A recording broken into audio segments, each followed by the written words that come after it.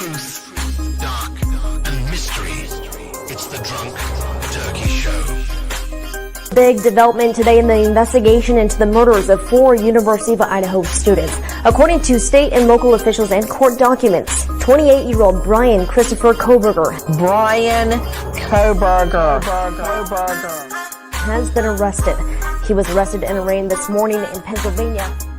We have new details on what Bryan Kohberger was doing right before his arrest. Police says a tactical team burst in to arrest the Idaho murder suspect. He was in pajamas and latest gloves, stuffing trash into Ziploc bags. Hey, greetings from the year 3000. It still sucks. This is Philip J. Pride, and you're listening to the Drunken Turkey Show. Your one stop for this sort of thing. Hit that button, like and subscribe. You know what to do, just like every other podcast. What is up, everybody? Just like every other podcast, please hit the like button, hit the subscribe button, ring that notification bell.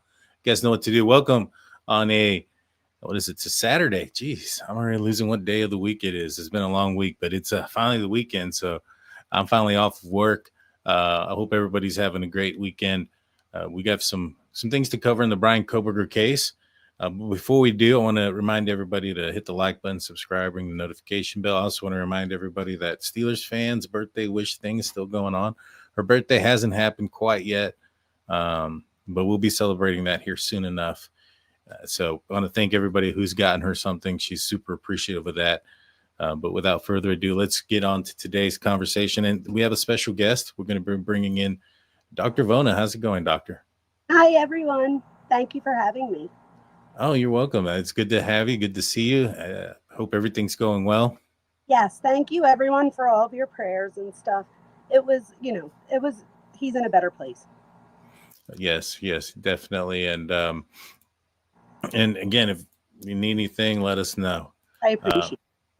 Yes, ma'am. And so without further ado, we have some crime scene photos that have been released over the last few days. We looked at a couple of them a few days ago. That were dropped. There's been a few more that have come in. You know, some of them are a little bit graphic, so I'm not going to show all of them. You know, I think there's going to be one that has Ethan, I believe, blurred out, and we're just going to zoom in past it because there's some things I want to look at on the side. I really don't want to focus on what's blurred or any of those things out of respect for the family members.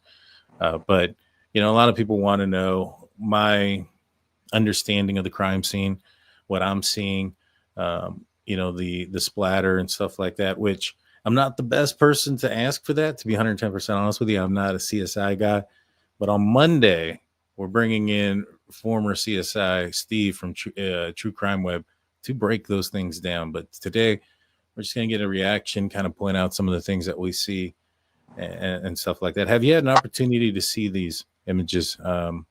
Vona? I have, briefly. I definitely have. At least I think I have. I've seen about, was there like 15 or so? There might have been a few more that came out since then, but I've seen most, I think. Yeah. About to find out. Yeah, we are. I'm going to remove the comments from the side, and we're going to make ourselves small so everybody can see. So this is one of the images that came out. This is obviously I believe in Xana's room.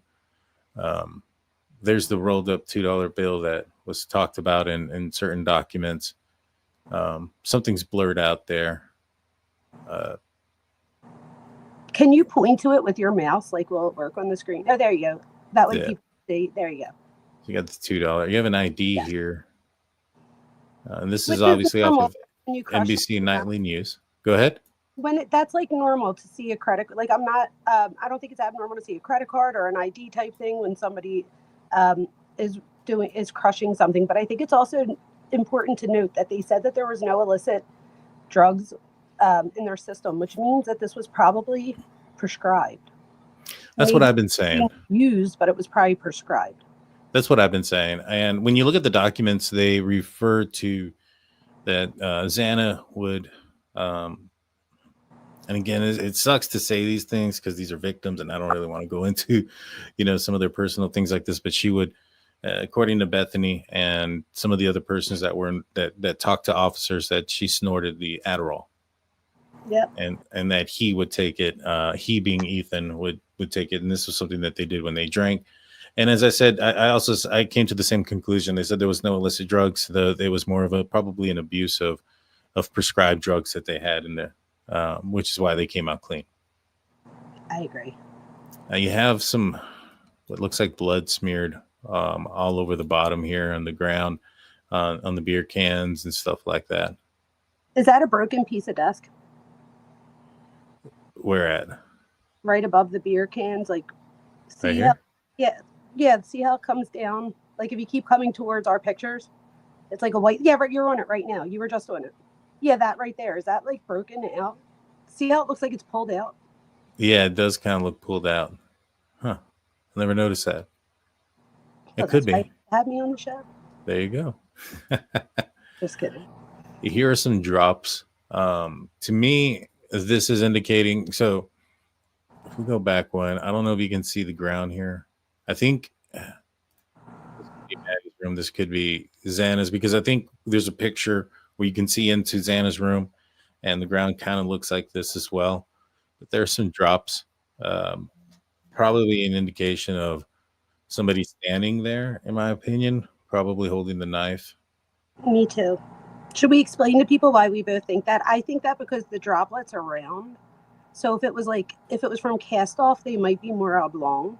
So it kind of looks like if you've ever cut yourself and blood's like Just stripped. Yes, that's what it looks like to me. So I think that's probably right what you said, that it's probably just coming off of the knife or something. Here's an image of the second floor party house. I mean, you see some of these. You see the red Solo cups here. Right here next to it is a beer pong table, and there were some red cups that were kind of knocked over. I think that Bryan Kohberger or Xana, when they ran through here, maybe even Murphy when he ran down, ran into the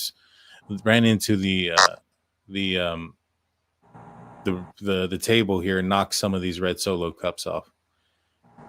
In fact, I was going to say, if you look at the other side of the table, it looks like the one side, I mean, I don't know if it was played or not, but the one side, there's like no Solo cups missing, and the other side there is.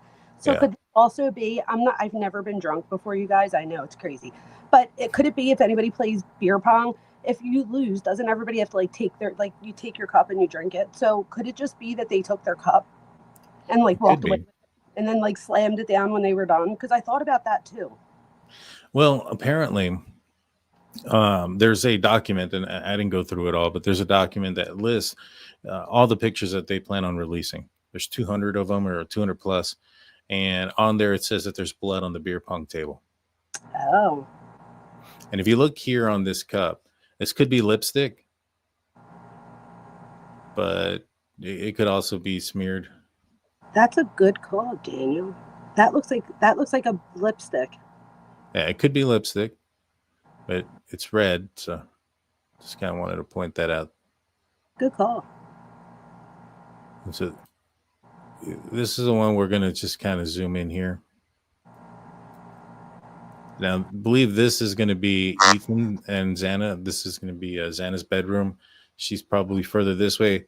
It looks like majority of I couldn't tell, but looks like a lot of splatter. Yeah, and wasn't his head and this is with all due respect to the victims, Kaylee, Madison, Ethan, and Xana, but didn't they say that his head was in between the bed and the wall? So I don't even know that we would see that another pile, the one that at least fell outside the house. Outside. Yeah, no, but this is what they probably meant when they said that they thought that Xana fought like hell. Mm-hmm. So if what they're describing is Xana fighting like hell, then this is probably because you have the splatter in different directions and stuff like that. It's horrible. And on the white desk, it looks almost like arterial spray. Oh, if you go back to the white desk real quick, I didn't notice on the top part of the not desk, whatever that is, that end table that we were just looking at, it looked like, if you look up here at the top, you see, doesn't that look like a hand? If you go up, oh, not a hand, but see all that smear right there? Yeah. Oh, wow. It definitely could be. Oh, That's heartbreaking. It is. It really is. I mean, right here too, she could have grabbed at the sheets. Yes. I know a lot of people are talking because in the notes it says, like in the documents, it says that Maddie had the pink blanket, but it doesn't say that Xana didn't have a pink blanket. Do you know what I mean? It just says that he was covered half with a blanket. Yeah. So I think people are mixing that picture up, not knowing whose room it is. But it's my opinion that it's Xana's room. Yeah. Well, where's this at? See, this is the one weird thing is, right? Because you have all this stuff in the corner. Xana's room. That's the same other picture. And isn't this weird? Look, that's not broken off. Right. No, remember I just said that it was broken off on the bottom? Yeah. What I'm saying is, Weird though. in this image, where is it at? I think it's like back here more. Back towards where behind the photographer? Yes, or like to the side of the photographer. Well, I mean, you can see this. Yeah, you know what? There was like a little like indent area in there, so it could have been. And this is up against the window. Yes, and this is the one that we see the rolled up bill too. So I feel like we already knew that was in Xana's room. It has to be one of the two rooms because there's blood over there by the Coors Light. I just think it's weird that I'm seeing now that in the one picture, the desk on the bottom, that piece of wood is broken off. And then on this one, it's not broken off. Mm-hmm. I wonder what could have done that. Why would it be broken in one picture and not the other? Probably leaned back. Well, and maybe the angle too. The angle made it look like it's broken off. This looks like a Taco Bell bag. I think Ethan is who was really into Taco Bell. Yep.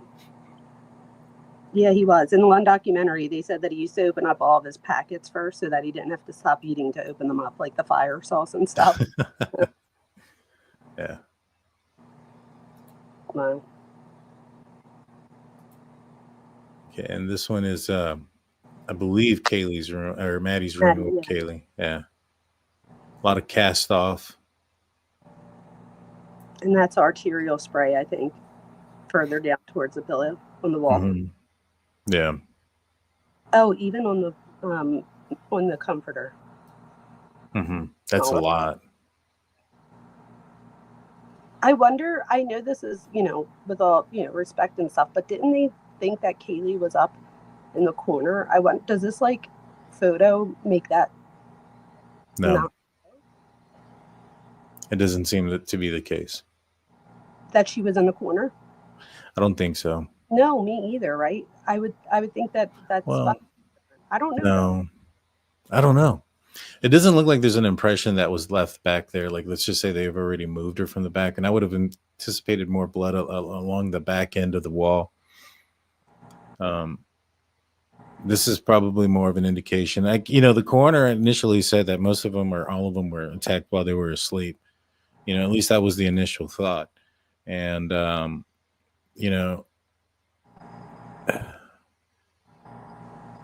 yeah.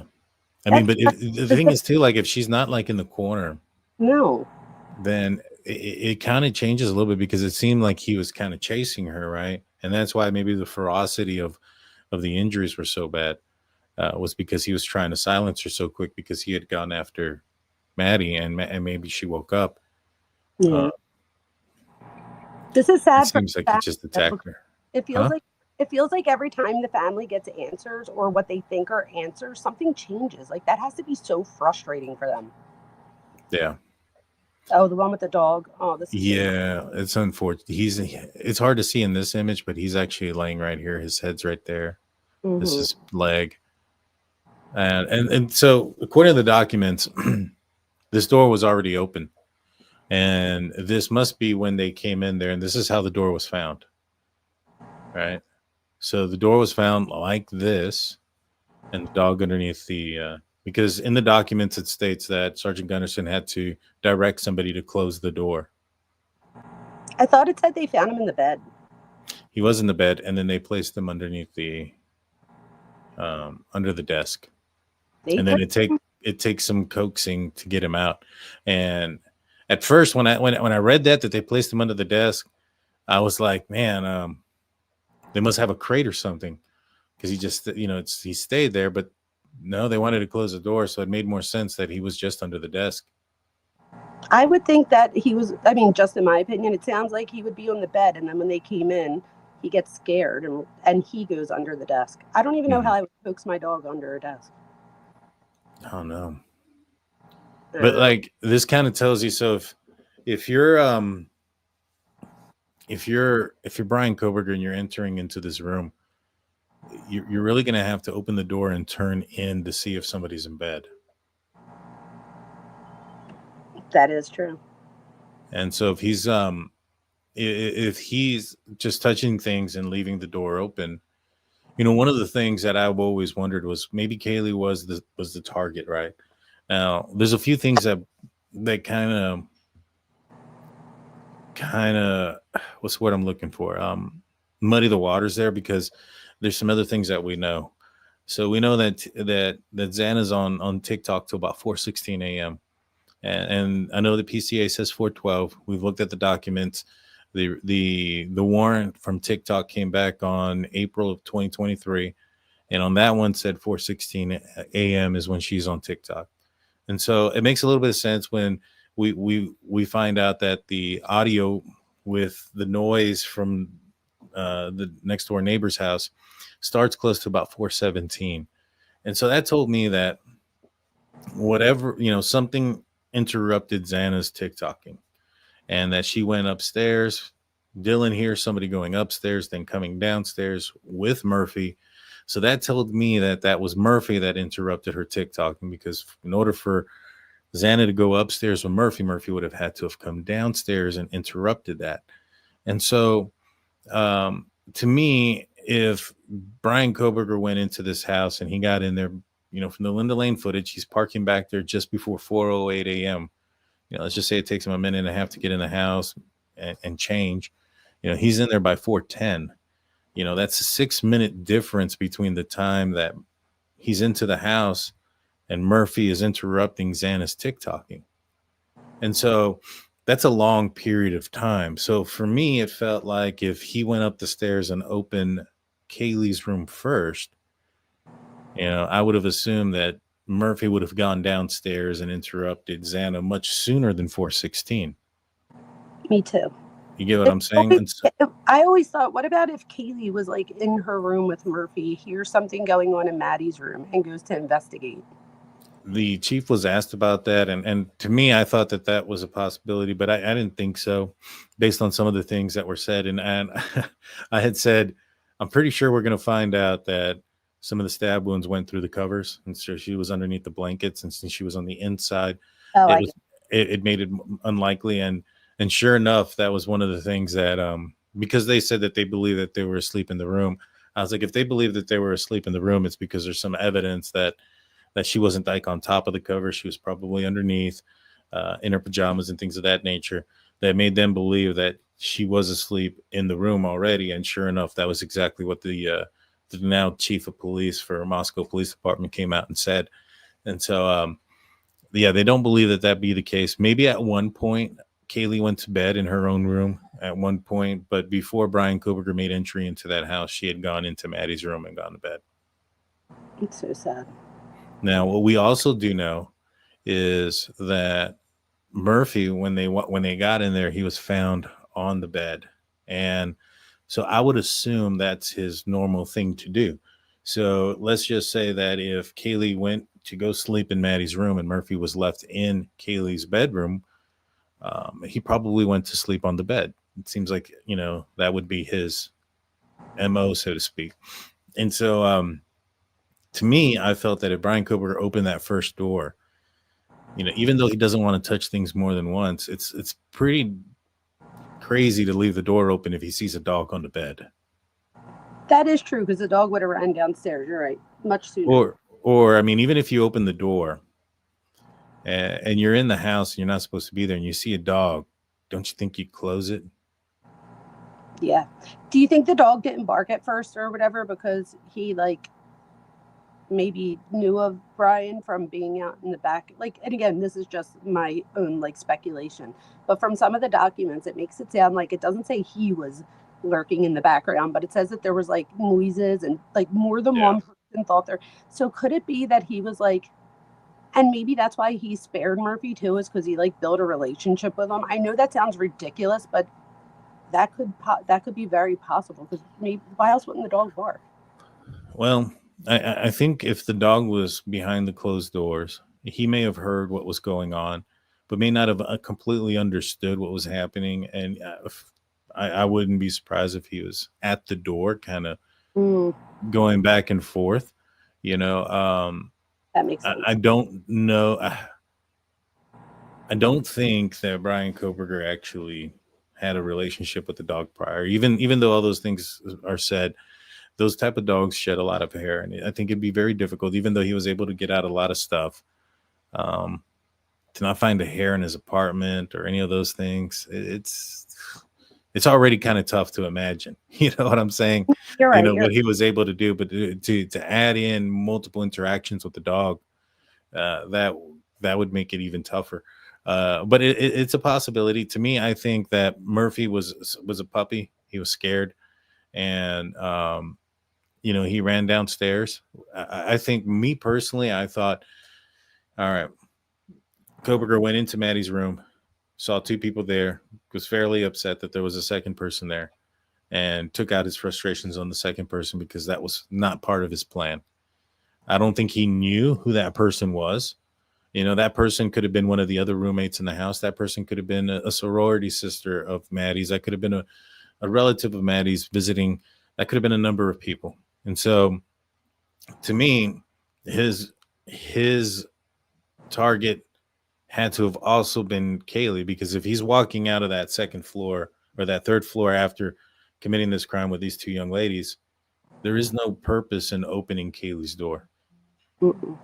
You get what I'm saying? He even if he thinks that somebody may have woken up, I mean, he's in the same exact scenario as when he exited the building, albeit probably more exhausted, but seeing Dylan. You have somebody alert that's awake, possibly calling 911, those type of things. And so, to me, I think if he would have thought somebody was awake in that room, calling 911, he's probably leaving. But that's not what happened. So I think Murphy was probably quiet, but waiting at the door, like, what the heck's going on? And when the door opens, I think he bolts right by him. And I think this happens at about 4:16, maybe a little bit early, about 4:15 and 40 seconds or so. Then he gets to Xana's room about 4:16. She turns off her TikTok and decides to take him up the stairs. Halfway up the stairs, or a little bit above the staircase, I believe there's an interaction there. Now, I don't think that there's an attack. I don't think that that's where Bryan Kohberger started his assault on Xana, but I do think that they saw each other. And the reason I think that they saw each other is because Murphy ran outside the back sliding glass door, did not chase after Xana. So, like, for instance, I think that if Xana was going up the stairs, got the heebie-jeebies, and turned around and ran, Murphy's probably going to run with her. You get what I'm saying? Yeah, but I do. I could see why he would run outside. That's where the dog felt safer, right? And Xana has like Ethan in the room, so right. I'm sure that also she was probably trying to run to Ethan, like, to save me type thing. Even though, I mean, you don't think like that in the moment, but just spur the moment, or subconsciously. So I could see why the dog would run outside and she would run to her room. But here's the one kicker, right? Here's the one thing that bothers me about it is, if we look at this doorknob, if Bryan Kohberger opened this door second, why isn't there blood on the doorknob? So maybe he opened. Oh, wait, didn't they say that the door was shut when they first got there? No. No, right, because the dog goes outside. Yeah. Oh, that's a good point. Because he obviously would have used. Now, so we have another document that we just went over. And in that document, it indicates that the murders could have happened in as little as 2 minutes and as long as 4 minutes. And that accounted for every strike, every walk, every step, everything. They accounted for all the blood splatter, all the injuries. So it was fairly quickly. He was in he was in Maddie's room for a while, we can say. Maybe he cleaned up a little bit. Do you think maybe he changed his gloves in between going from one room to another? Maybe thinking that he was done at that point because that was his plan, and then sees Xana and now the plan changes. I don't think he would then put his gloves back on. So I would think that, in my opinion, Well, he was found changing the garbage with 4 pairs of gloves. Maybe he took a couple of extra pairs for this. Oh, I'm sure he did. Yeah. Maybe he had them layered and was taking them off like one layer at a time. Ah, that's very plausible. That's very possible. I mean, you kind of risk, though. Do you think maybe he put some on over him? Because, I mean, if you take one off, I mean, there's the possibility that it tore and you don't know. One of the underlying ones tear. Wouldn't the top one tear if the underneath tore? I don't know. I mean, perhaps, but if you have like longer nails or something like that, maybe perhaps that could tear one of the closer ones than it would one of the outer ones. They also have the ones that are like thicker for cutting. Yeah. He could have had multiple pairs of them on with gloves. I mean, he could have had multiple gloves on, and then from scene to scene, he takes a layer of gloves off, and that's why we don't see blood on the doorknob. That's true. And there's not like this trail going from like, I mean, obviously, in my opinion, we probably aren't going to see much of a trail. He also has apparently a container or canister that he's walking around like this with. What do you think that is? Like, I guess to put everything in?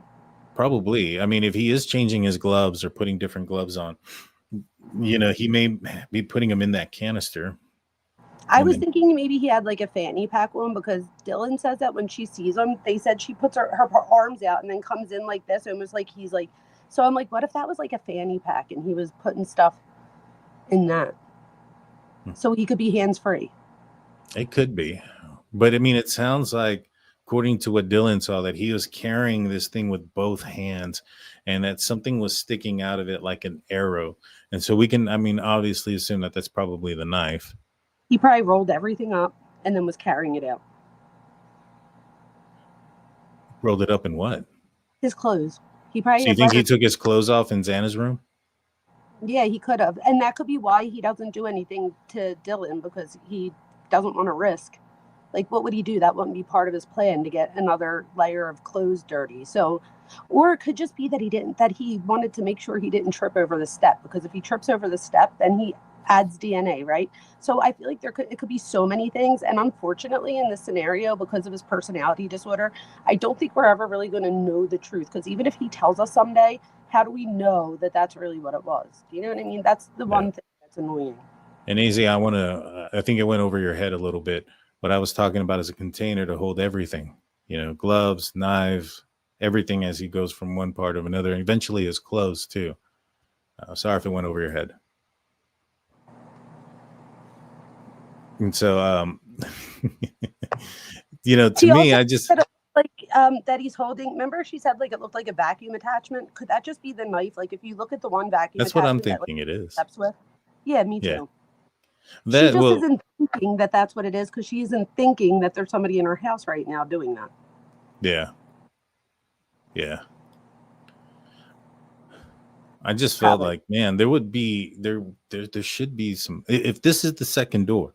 See, because it's confusing to me if it's the first door, because if it's the first door he opens, all right, that makes sense. I mean, Murphy would have to go downstairs. Maybe it took Murphy a minute to get out of bed, you know. I just feel that if he like looked inside and he saw like a dog there, for one, I think you probably want to close that door, because, you know, that dog can do a lot of different things. I mean, the dog can come up behind you and bite you while you're. There's no blood splatter. There's no blood splatter anywhere over here. Like, you would think that there would be a drop of blood somewhere. Yeah. There's nothing on the floor. They don't take a picture of the floor right there. At least not that we've seen. Yeah. That's a good point. Yeah. I mean, really good if he opened this one second, he just took the lives of 2 people. You know, and according, I mean, we just saw the pictures of the bed. He would have had to have been on that bed especially to cross over to get to where Kaylee was, and to have caused and inflicted the damage. Then he had to get off of the bed. Mm-hmm. And so these are all moments where he's touching things. I mean, he's going to have to push himself off. He's not going to, you know what I'm saying? And so, how he gets from that bedroom into this one. If this one is the second one, without, it's weird. I would have expected there been a bloody handprint on there. So now that you're saying that, let's say he did layer up his gloves and he takes the layer of gloves on. It could be that Xana didn't necessarily like interrupt him. It could be that like she was coming to see and he was already on his way down the stairs because he already, took his gloves off. So I think like the narrative now is that like she interrupted him and he like quickly leaves, which is why he leaves the sheath. But it could just be that he dropped the sheath, was taking his gloves off as if he was done the crime, starts to go downstairs and sees Xana, and then that's it. It's possible. That's definitely possible. Dylan says that she thought she heard who she thought was Kaylee go almost all the way up, if not all the way up to the third floor. To me, I'm assuming like if, and again, I'm trying to put some logic and sense into a illogical and insensual crime. Is if he opens the door second and Murphy runs out and runs down the stairs, you have one or two options. It's either you're gonna, you know where you came in through, so you're gonna run out and you're gonna run out the back door and get out of there, or you're gonna wait up there and see what happens, right? See who comes up, maybe surprise somebody, and I think that he would have been a lot further down the stairs had he decided to leave at that moment. You get what I'm saying? Mm-hmm. And so for her to go up the stairs a little bit, I think he waited. Yeah, go ahead. I'm sorry. Yeah, I was just saying, I think for him to go up the stairs. You think he heard her coming? I think it's possible he heard her coming. I mean, it's a lot of people say that you could hear a lot in those moments, and his senses are heightened, but dog just ran by him. He's probably listening out at that point for somebody. I would assume that you would listen anyway, regardless, just so that you know whether the coast is clear. Yeah, but I mean, he's also got like some tunnel vision going on. He's left a knife sheath because of it. That is true. It's in my opinion, I don't think he even hears Dylan's first cry out, because Dylan calls out for Kaylee twice. And so I don't think he even hears that. No, I agree with that. That's absolutely possible. My question is, when he's leaving downstairs, like when we get back to the picture of the other pictures, how does he walk out? Like, how Dylan says that he just walks out and then goes out? Isn't it like when you have to, maybe it's just me and I have like a big butt or something, but I feel like I would have had to turn sideways. Yeah. Yeah. Do you know what I'm talking about with the table? Like so close. He obviously did because he leaves, but I wonder like why there isn't blood even on the corner of it as if he like touched it or something. Yeah. Now, for those saying that this room is Kaylee's room, there's a sliding glass door. There's the curtain for the sliding glass door out the third floor, which is closed, by the way. A lot of people were asking, and people are saying, does it look like it was packed, ready to go? No, it doesn't. But I had said this a while ago. I had asked Christy a long time ago if she had moved out, and they said not yet, that she hadn't planned. She hadn't moved out yet, that she had this room until June or something like that, to the end of the next semester. And so she was going to be going back and forth and anticipated using it as storage because she had to pay for it anyways. Mm-hmm. That makes sense. And I know that this is, or not know, but I think this is her room because one, you see the K in the background, the pink K. And then two, if you look in other pictures, like in better days, you see that this is actually like where her TV and everything is. It's behind like closet doors that like opens up that spot. Yeah. So this is definitely, in my opinion, Kaylee's room. Yeah, 100%. And you also have this is the TV that you could see from the outside that said something was disconnected or whatever. So yeah, 100%. So to me, I mean, that's just the biggest question mark for me is, well, wait a minute. I don't know. What do you think about that? They could have just been moving furniture and nicked it. I do that. Yeah. Yeah. So I was going to say, this is white. You should be able to see blood on it. There's nothing in that. Nothing. And I see this one little speck right there. I was like, well, wait a minute. There's one thing there, but no. Now here's the backsliding glass door. I'm assuming this is fairly early on. There's still some snow back here. This is about the width that Bryan Kohberger opened the door to get in and out. Now, it appears that he comes this way and back. You know, when I was looking at it, I can see this footprint is going towards the back. This footprint is coming towards that. So if this is his footprints, it just kind of shows that he kind of went around the stump and this way. You know what else? It also looks different than the latent. I mean, I don't know. Do we ever see the latent footprint, or did I just make it up in my head? Because that is very possible. Where like not make it up, but like where you hear about it so much that you think it in your head. But I feel like this doesn't look like a Van's shoe, which just tells me that that might not have been his shoe print in front of Dylan's door. Could have been Dylan walking out of the room. If she still had shoes. I mean, it could have been anybody, I feel like. It could have been, so like, do you see what I mean? Like there's like a check pattern on the bottom of Van shoes, and that looks like boots. I was going to say, I was like, we haven't seen the lane footprint, but this has a shape of boots, not the pointier shape of Vans. Mm-mm. So maybe what I'm thinking of is that we've seen pictures of the bottom of Vans, but I feel like this looks totally different, and this looks like boots, which I would assume that you would probably wear boots as opposed to Vans. Right. And I know people are saying that it hadn't snowed yet or whatnot. There was snow in the back area of the house. I had seen the drone footage. I have it somewhere. I have to go find it. But so back here are these trees, right? And this hillside. So this part stays pretty shaded from the sun, unlike the front of the house where the sun it beats on it throughout the day. And so the snow will dissipate in the front a lot faster and quicker than it does in the back. And in fact, some of these spots that don't get any sunshine, that are shaded throughout the entire day, will maintain snow. But it is possible this could have been the day after that.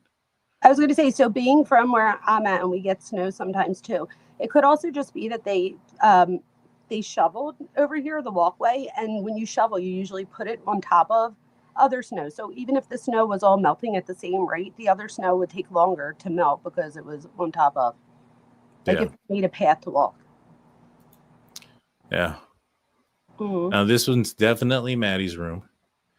This is Maddie's clothing. You can tell that I pointed it out in the grub truck. You can see these pants and these boots that Maddie was wearing. Definitely. And here you can see the drops of blood, which is very similar to like the very first picture that we looked at that I said it potentially was. So this must mean that he stood over for a little bit. Oh, yeah. You get what I'm saying? Yeah, I do. He's so gross. And this is where the foot of the bed would have been. And so he looked there. And like I said, if Xana gets interrupted by her TikToking at 4:16, and it's because shortly before that, Bryan Kohberger has opened Kaylee's door and Murphy's running downstairs to her. He was in there for about 4:09 to about 4:15. I mean, about 6 minutes. Mm.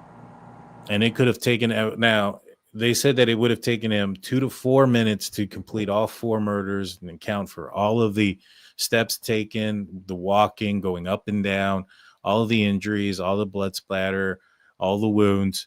You know, that would mean for half of it, for Maddie's room, it would have been 1 to 2 minutes. Yeah, you're right. That it would have taken for him to complete this murder. Yet he was in there for 6. Which means minimum. Which tells me that that's where he wanted. That was his target, that room, because he spends time in there. Could it be that he goes to this room first because this is the target, and then when he leaves, maybe checks for Kaylee's room just to see if like Jack or someone's in there to see if he needs to like fight someone off? But why would he need to? I mean, he could just leave. Yeah, I guess you're right. Unless he was still enraged. No, you're right. I don't know. I'm trying to make it make sense. Yeah, I mean, to me, it just means that his target was. It was either he went into Kaylee's room first and didn't find her, and then went into Maddie's room and raged out in there, and then Xana was collateral because he met her in the stairway. Or Maddie and Kaylee were both the target, and he went straight into Maddie's room and then went into Kaylee's room. You know, I mean, he would have. That's the other thing too. I mean, Kaylee would have definitely had to have been a target because he just took the lives of, let's just say his goal was Maddie and Kaylee only, right? He went in there, and now he's committed, or just Maddie. He's went in there. He's now just committed 2 homicides, and then opening the door to do a third. He must have really wanted Kaylee if it went into that in that order. You know what I mean? Because So if it was just Kaylee- Maddie, he could have just like If left. if Kaylee's was second, though, wouldn't he know that he already attacked Kaylee, or do you think? Well, he would have had to have known that was Kaylee in the bed. Right. So then why would he open the door again after that? Or Well, how would he know that was Kaylee? I mean, it was dark. It's That's what I'm unfamiliar. do you think that maybe he didn't know if it was Kaylee? and Yeah, that I don't think he knew it was Kaylee. I No, don't think he. That makes sense. That makes it make sense. If he didn't know for a fact that that was Kaylee because it was dark and he was checking on his way out to see, and then Murphy runs out, absolutely. That actually makes sense. I mean, how would he know that it was Kaylee? You probably wouldn't. I don't know why I assume that he did. Because I mean, it could have been it could have been Bethany, it could have been Dylan, it could have been Maddie's sorority sister, could have been 1000%. Ashlyn Couch, it could have been Emily, it could have been so many people that she knows. It could have been family coming in from out of town because it was, parents' weekend that weekend before, or some of those things. So, who was in bed with her could have been a number of people. Yes, and he could have been checking Kaylee's room just to make sure to see if it was her or not. And then if not, he knew what he was going to do. And the fact that Kaylee had a bedroom there probably made him think that it was less likely that it was Kaylee. Yes. And because she has a dog, so he probably just assumed that she would be sleeping with her dog in her room. That is actually, Daniel, in my opinion, that's the most plausible scenario. Yeah, I think his target was both of them. Oh, for sure. I always thought that it was the girls that he couldn't get. Mm-hmm. So that does make sense to me, but this is the most plausible. Like, I'm literally trying to put it all together in my head, and that makes the most sense. If he didn't know for sure that it was Kaylee in the bed, and he goes and checks, afterwards, and then maybe Xana comes up because the dog runs down. Yeah. That makes sense. Yeah. So yeah, for 100% for me, I think that's the logical thing as far as where he goes, his movements. I strongly suspect that, if Xana doesn't go up the stairs, he may have left at that moment. That's so sad to think. Yeah. Yeah. I mean, I think he still would have left the K-bar knife. I think he was just so tunnel vision throughout this entire thing and mesmerized. And I think he overlooked it. I don't think Xana interrupted him, and that was the reason he forgot it. I think he opened the door. Murphy ran downstairs, and it created a whole new set of problems for him. And so, isn't the Jack in the Box bag in the kitchen? So doesn't that mean that Xana goes to the kitchen to put her Jack in the Box bag down and maybe sees the kitchen door open? That's a possibility. That's one of the things that I thought as well. I mean, I don't know. I think she did that ahead of time, to be honest with you. I think when she's walking up the stairs and says, I think someone's here, might be because she sees the backsliding glass door. Mm. You get what I'm saying? Yeah. I would think, she did it before then, because we see that the DoorDash, I mean, unless she ate her food in under 5 minutes, because I think on the time, it looks like there was a 5 minute in between when the DoorDash driver leaves and he comes. So maybe she ate it that soon and then goes out before the doors open. Mm-hmm. Yeah, or she went up because she could have gone up the stairs, just threw the bag there, took her food with her into her room, and ate on her bed. Do you want to know what drives me nuts about this picture? When you look at other pictures from when this first happened, remember when there was reporters and stuff and they were taking pictures into the windows because they weren't boarded up yet? This beer bottle it's somewhere else. And I don't know if you see the knife there. That's probably the knife that that Hunter put left. Yeah, right down there. But even some the wine glasses and stuff, there's things that are moved. Why would they move stuff?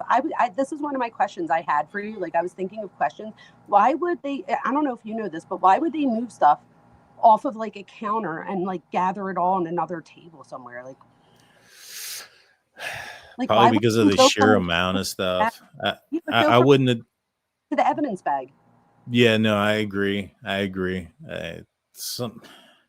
It's Monday morning quarterbacking, but to a certain extent, yeah, I agree They probably should have put it in an evidence bag. I would have wanted a bag and tagged everything. I mean, we're going to go through some of the older stuff too here in a minute that we have, and I'll be pointing out quite a bit of stuff that they kind of screwed up. But look here, you see where this cup is, and then you see how that motion of the liquid that was done with some force.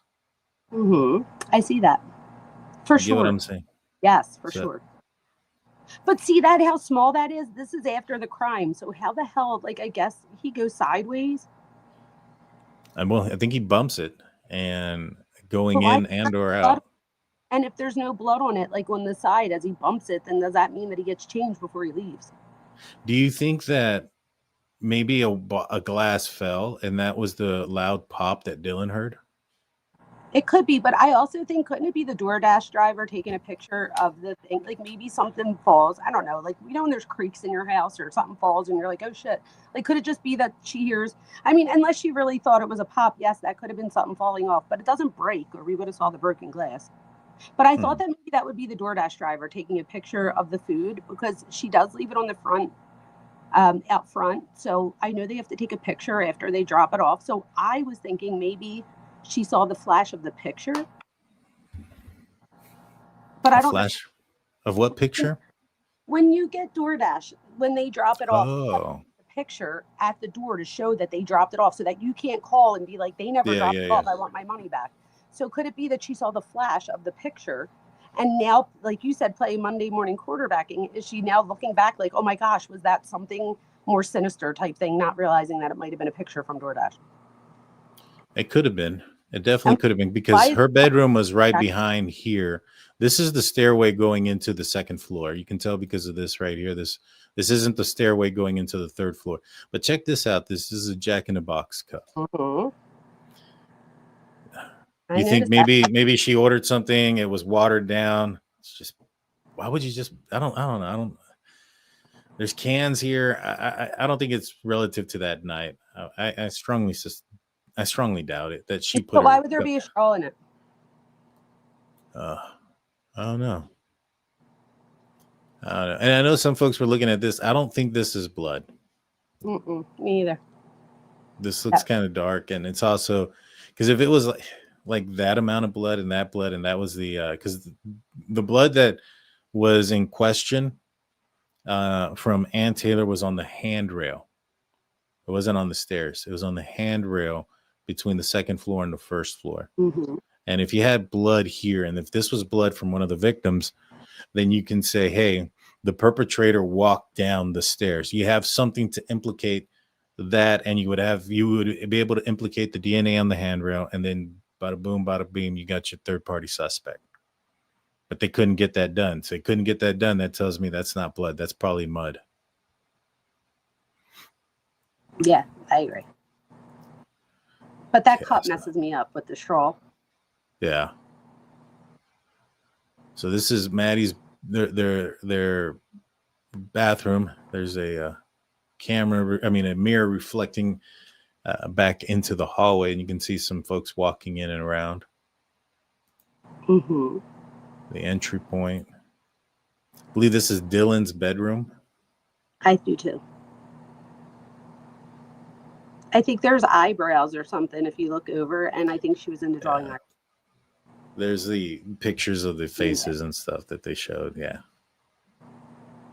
Yeah, that's right. We saw this one. I think that's Xana's room. So some people were asking like, what room is that from? I think it's Xana's room because this one. Yeah, because in the one picture when you look at the bed, well, first of all, that's the rug right there, Xana's rug at the top. Yeah, I think you're right. It is for sure because if you go to another picture and you look at it, they have that black thing that was right there. They have it blurred out. My thing is, I wanted to ask you, that doesn't really look like a blanket. If you go back to that picture, could they have blacked that out, or does that look like an object? Right here? Yeah, like could they have blacked that out like with like Photoshop? Like it looks like a dark piece of clothing, like a sweater. Yes, it could be. But it could be blurred out. I was thinking, what if that's her foot or leg and they blacked it out so that nobody could see it? Like maybe the blur wasn't enough. That could be. That could be. She was laying with her feet facing the one way. So I'm assuming her feet would have been right there. And if you look at the other picture, that's the only thing that goes over it. So this is at 12. Oh, it looks like a backward 6, but I'm going to guess a 2. Oh, it could be a 2. 2 and a 5. I don't understand why I did that. That's weird. Now there was let's see. Is that glass broken on the floor? Oh.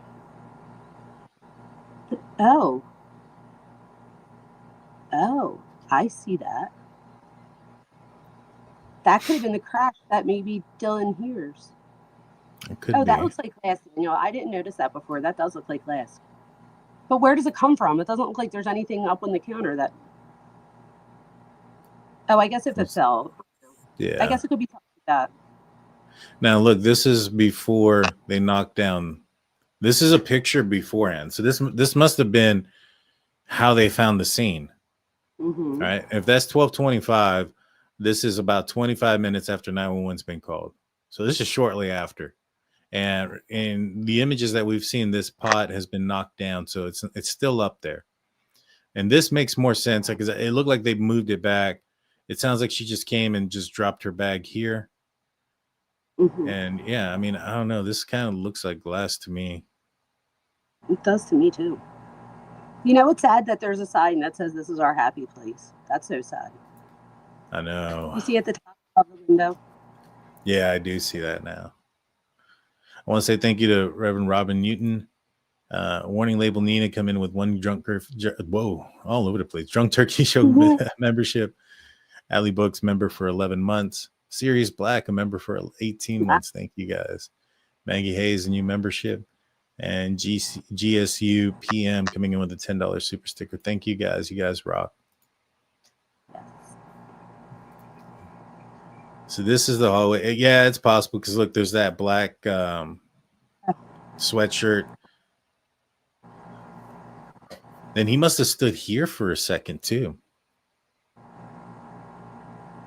for the blood to drip off the knife there. I'm sure he did. I'm sure he did afterwards, looking at both of them to see what he did, or just to even wait to see if anybody else is going to make noise before he walks out. There's a lot of reasons, I guess, that could be there. But I really do think that they black that out because they blur out the rug. And I feel like, I don't know. Nah, this looks like material. But look at how close the rest of there it is. Is that that's not blood. I thought that may have been it. No. But that's a tight corner. And it doesn't look like it looks like it's kind of moved a little bit. Like this end is sticking out more than this end. Like they bumped into it. Now I have it like all mixed up in my head. Where's the where would he have walked to get out? See, he would have walked. He would have walked this way to go that way, and then back this way. And he may have bumped it on the way out or in the way in. If you look at the other picture, I think it's like in. Like I think he would have had to go around the other side of the table. Like on this side? Yeah, that's why I said it was like weird. Didn't you have to go sideways to get out? Not over here, but like when he goes the other way. No, I think he went this way. If you look at the other picture, the one where the cups that we were looking at with the beer bottle, I don't know if you go back to that real quick. All right, right there, the one with the cups. Right there. How would he get there? See how this one is? It seems like it's pushed this way. I think he walked out like that and came this way. And for it to be pushed for it to be pushed this way like that, he bumped it on the way out. How does it get back like that though? What do you mean? Like I don't see how he gets out of there. That's the wall. No, there's a space between here and here. Like he can walk back here. Yeah, normally, but it looks like the table right there is up against the wall. Oh, it's not. There's a good amount of space. It's not. Okay, that's why I was asking, because to me, I'm like, look, get through that. You see how far it is from where the leg is here and here. Yeah, that is squeeze. He had to squeeze through, and if he would have hit it going this way, he would have bumped everything this way. For it to be bumped in this direction towards over here, he must have bumped it while leaving. Oh. You get what I'm saying? Kind of. Because if he hits it going this way, it should move everything towards. It'll move everything towards this wall. Oh, I got you. And I think it might knock those cups over. Yeah. I think if he's running out this way and he bumps into it with his hip as he's leaving, he's gonna push it. He's gonna push that outer end outward towards the other part of the living room, the way it kind of. So why don't you think there's blood on the table? I do think there's blood on the table. Oh, we're just not seeing it, maybe. Yeah, we just don't see it. I think it's probably going to be along the edge of the table. Yeah, and I think that's why we don't see it. But apparently, according to some documents that are out there, there's blood on the beer pong table. And so we don't see it from this angle. It's probably on the outer edge. And that tells me that he bumped it going that direction. I didn't know that there was blood on the table. That makes sense then, because I was like, I have to ask Daniel, like, why isn't there blood on the corner? But if he goes out the other way and there is blood, then that would make sense. Yeah. Oh, there's been a lot of controversy about this one. I don't think that there's anything nefarious about this. Let me be honest. I have pictures of my nieces doing that on my windows, and I always am yelling at them. I'm like, all right, now go get the Windex, because now I'm going to have hands and a mouth. Like, they'll put their mouth on it like there's a face. I don't know. To me, this isn't nefarious. This was probably from just like somebody being like, hey, I'm here type thing, like playing a trick like my nieces would. What do you think? To me, the only thing that's the reason why I think it's kind of, you definitely have to look at it is there was a burglary. Somebody did break in. They ended up using the backsliding glass door, but was that entry point number one? You know, you have to put that on the back of your mind. Was it the possibility that this person tried to open the sliding glass door? Now, I'm not a CSI guy. Steve is going to come in on Monday. He's going to answer the questions. But when we had him in the live chat the other day, he mentioned that the powder that they use would have had a different effect on the handprint. So, for instance, what the powder does when you fingerprint is it attaches to the oils left from the ridges of the skin that touch the surface, and it would have had dirt in here. And since it looks like it's been removed, it's most likely that the person that left these prints wore gloves. I was just going to say, could it be gloves? Yeah. Now, that could have been any type of gloves. Now, the one thing that kind of also that I noticed is if you notice right about here, it's missing the padded part of your palm, which means the hands were cupped. So they appear a lot smaller than what they are. Because if you end up putting your hands, and you can tell that they put more pressure, put your hand on a flat surface, and how much does the middle of your hand have to raise up before that portion of your hand doesn't touch? And so you're looking at either somebody. I mean, it obviously could have been just somebody going boo, right? Mm-hmm. It also could have been somebody purposefully trying to make their hand smaller. You know what I mean? Did you see that there was a face print too, though? I don't know. I think in the documents it says that there's 2 handprints and a face print. And if there is a face print, my thing is if he cleaned up or he was so careful about everything, I don't think that he would mess up on that. I mean, he could. Yeah, I don't think so either. I mean, if this was him, and I'm not saying it is, but if this was him, this was an attempt to open up the window. Now, one of the reasons why I think he may have attempted to open up the window and go here instead of the backsliding glass door is because this backsliding glass door was lit up. The lights all around it were lit up. So I can see him going to the dark window first just to see if it's unlocked before going to the lit up door. Right. Now, again, this could be some other time. Now, the other thing that's a little bit odd about it that are you can't really disclose or discard that it could be him is you have this marking here. You have this marking here. That's an indication of a long sleeve item. So we think he's wearing a jumpsuit during this time. Though that would leave those marks. So whoever left these marks was wearing long sleeve and gloves. It could have been somebody wearing a sweater and regular gloves. It could have been somebody wearing surgical gloves and a Dickies jumpsuit. I don't know. That's interesting about the sleeve part. So I can't wait to have Steve on. He's the one that's going to be talking about it and explaining it to us. Yeah, that makes so much sense, though, with the sleeve part, because I was wondering what those two other, they look like thumbprints almost, but that makes total sense if there's a sleeve.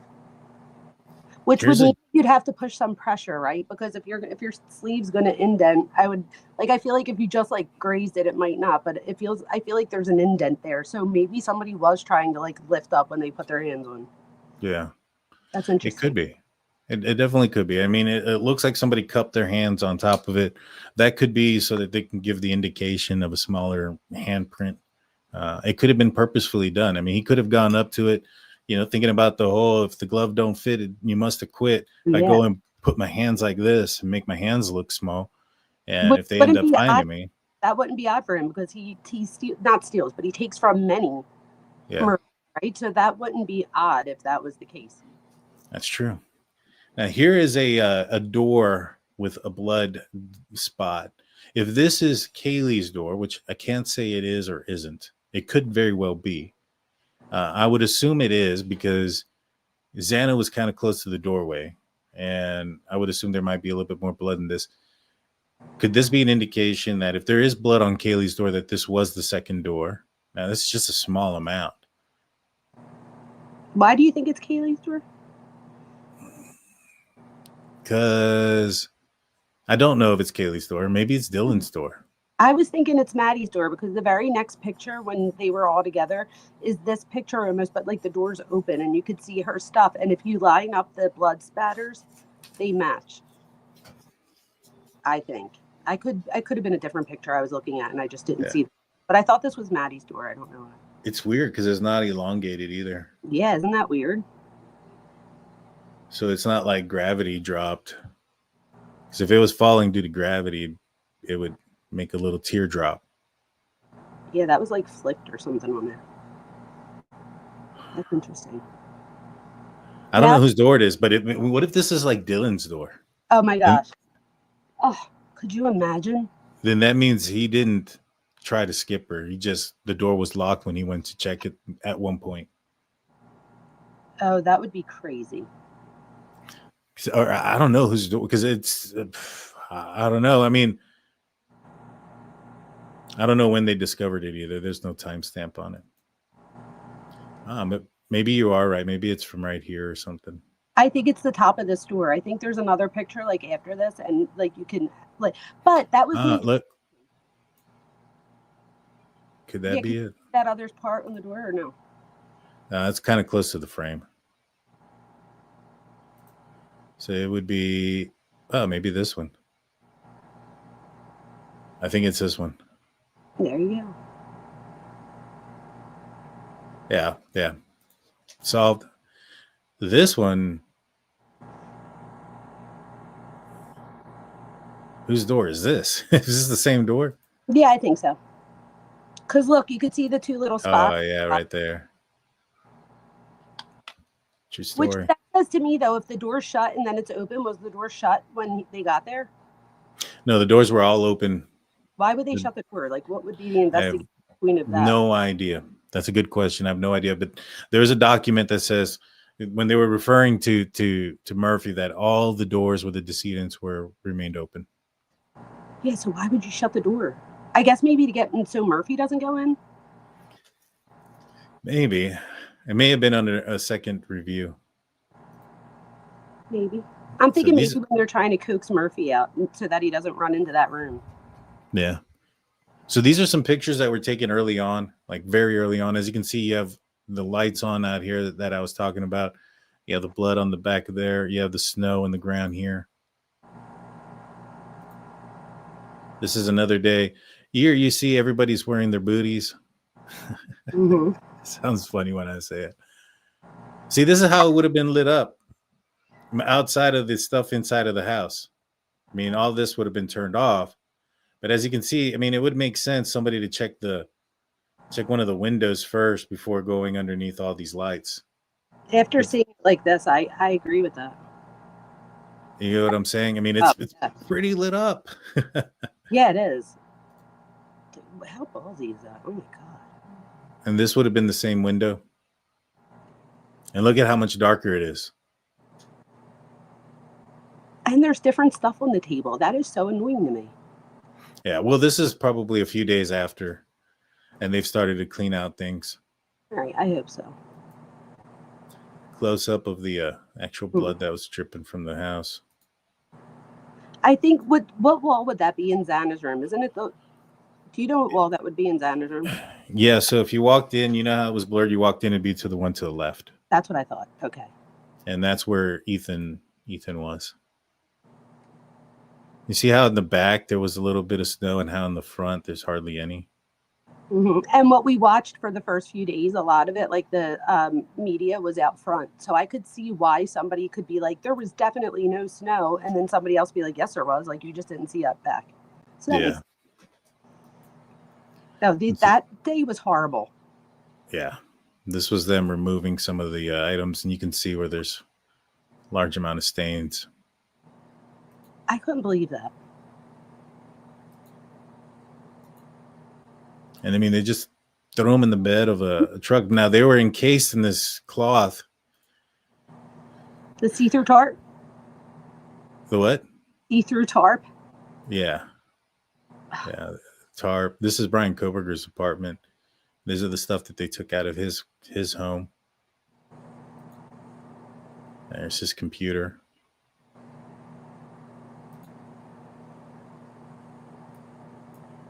Look at all the. Oh, wow. That's all PPE.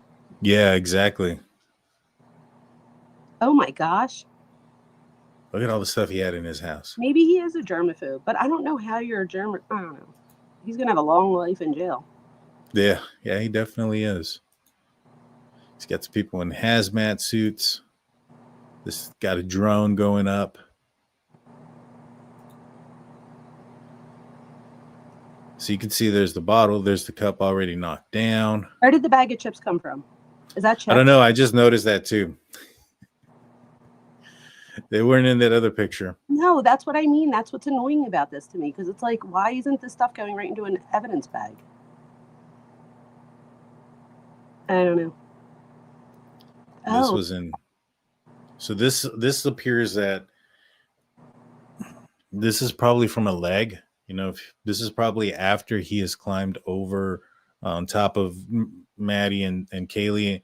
And so now, because he was on the bed in those scenarios, all the other ones, I don't think he was. I think that's whose blood this is as he's walking through. Detective Payne and some other guy. Awesome haircuts. Yeah, right. I agree with him.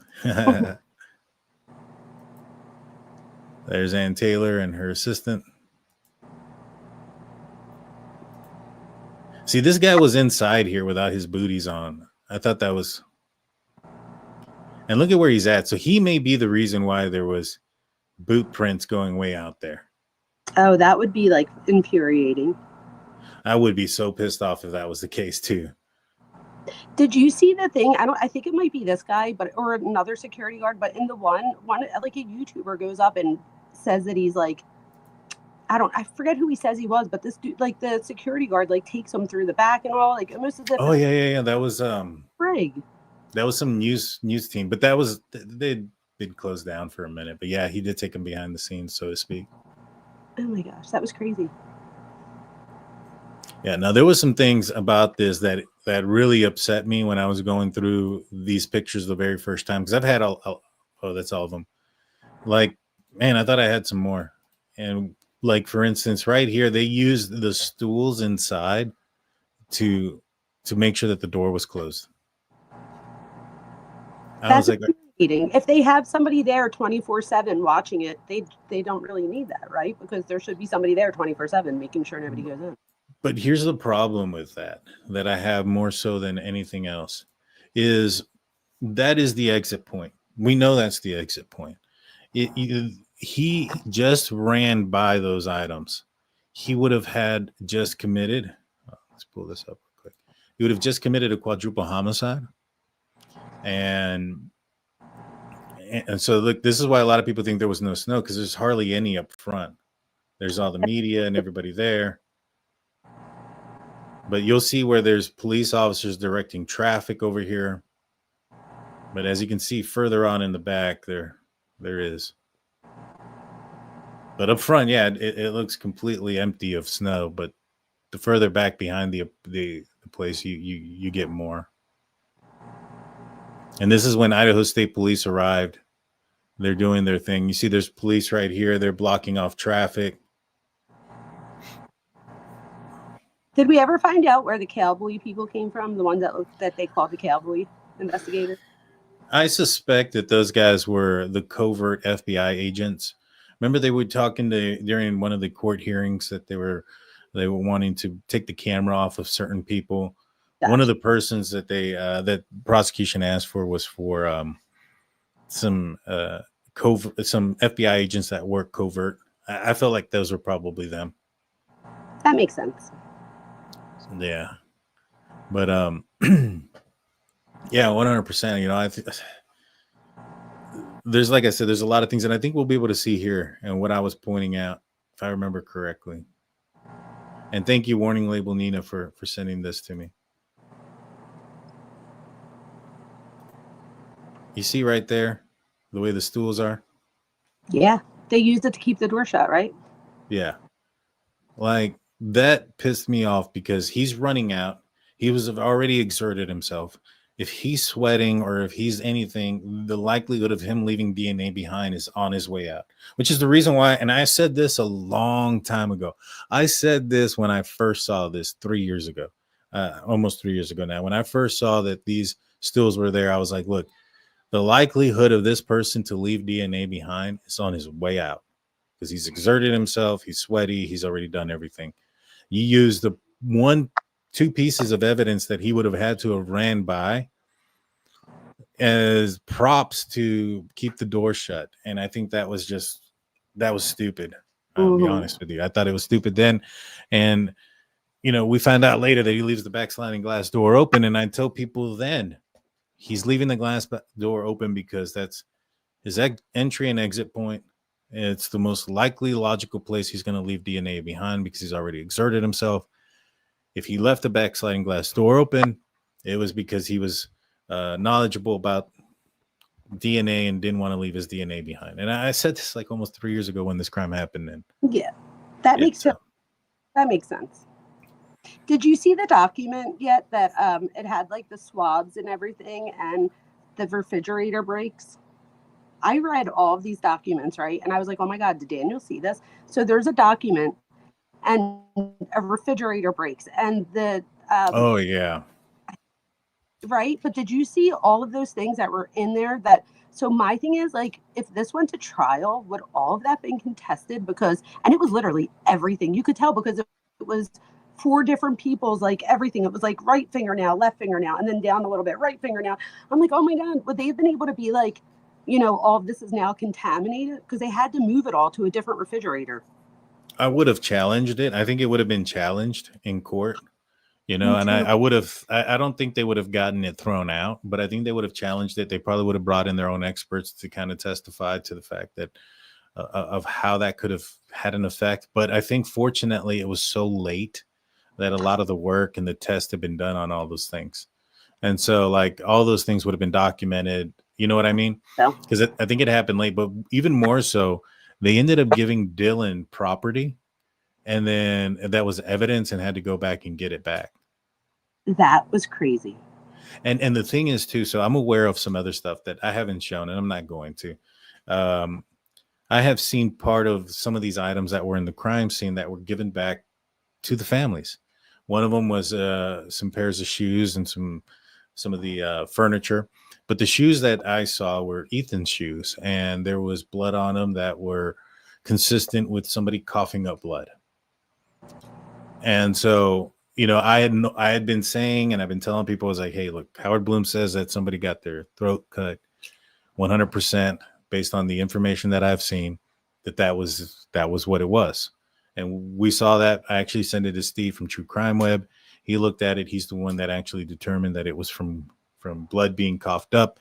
And the one thing we couldn't understand is why law enforcement released that property to the families.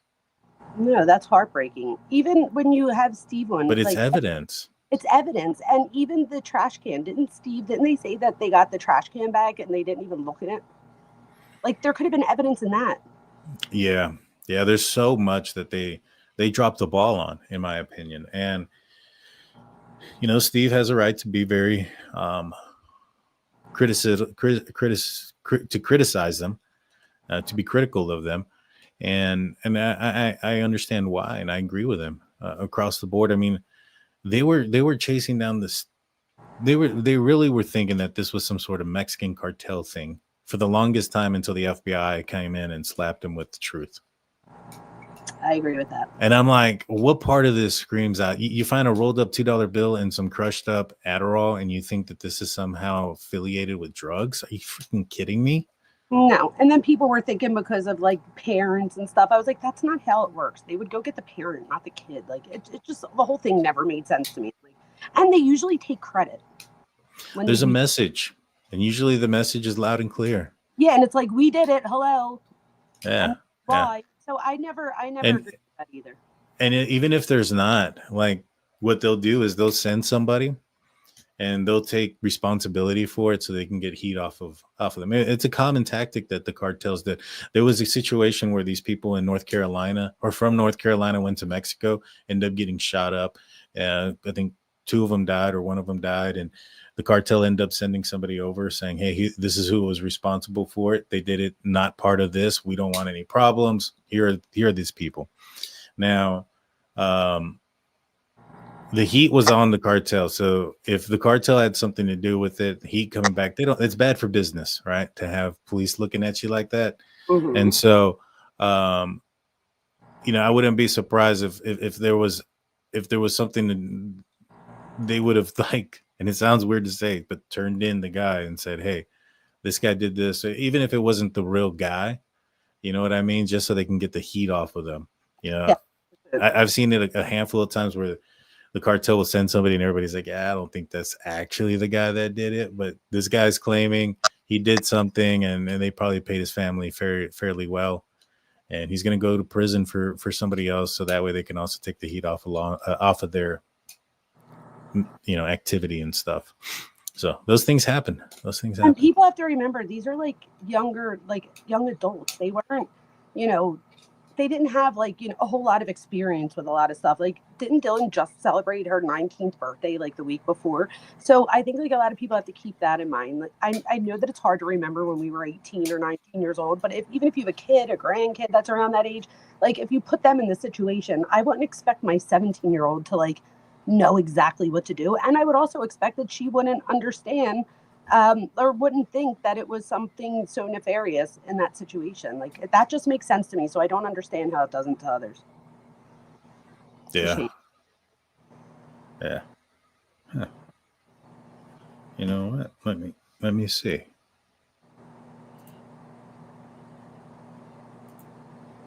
So look, there's the footprints. Nina just pointed this out. Footprints there. Here, wait, we don't. And then she's pointing something else out. We don't see the picture. Oh, my bad. No problem. Thank you, Mark. So let me rewind a little bit. Nina was pointing this out. You have the footprints right here in the snow coming from around the back. They kind of, one thing I noticed that kind of screamed Bryan Kohberger to me about those footprints. What? Is that they're very straight. I thought about it, how they're going in and out. That's very mechanical. So I did think that. So that would go along with that. Like how he goes in one way and comes out the exact same way. Yeah. Super boom, boom, boom. Like, it's very straight line. He's not very direct. If it's him, I mean, I want to say thank you also to Sue Joy, and also thank you again to Mark for coming in and supporting again. And then she's pointing out something over here underneath. It's the trash and stuff. Crazy stuff. But yeah, no, those footprints to me look very mechanical, like you mentioned, robotic almost. That's what would make me think that they're him. And I think they were able to follow them around, I think, like towards, like going backwards to where it would be as if he went up the, like the trees and stuff and parked up in the back, which is what I think they think he did, right? Yeah. Yeah. No, they think he parked back there somehow or somewhere. It's crazy. Well, Dr. Vona, I've had you on here for an hour and 20 minutes. I want to say thank you. Do you have anything coming up this week that you want to plug into everybody? You ask me this all the time, and you would think that the next time I came on that I'd have a better answer than I do all the time. And the truth is, right now I'm getting ready to go back to school. I just had a family member pass, so I don't have anything necessarily planned, but everybody that follows me knows that I'll send out a post and then I could like go live. But if anybody misses it, I do apologize. So I really don't know what I'm doing next, but hopefully people go to my page and subscribe. That's all they ask for right now. And I will be going live. I just don't know exactly when. Next time I come on here, I'm going to have a better answer for that. I promise I'll have a better answer. Yes. And guys, go check her channel out. It is linked in the description already. And if you guys don't know where it's at, it is The Minds Behind True Crime with Dr. Vona. She's got 2.18K subscribers. Let's get her up to 5K, guys. Let's get this going. There's 3,700 of you guys in here watching. So if each one of you guys go in there, it's pretty close. Oh, well, actually, we get her over there. So let's go over there. Let's subscribe and the whole 9 yards.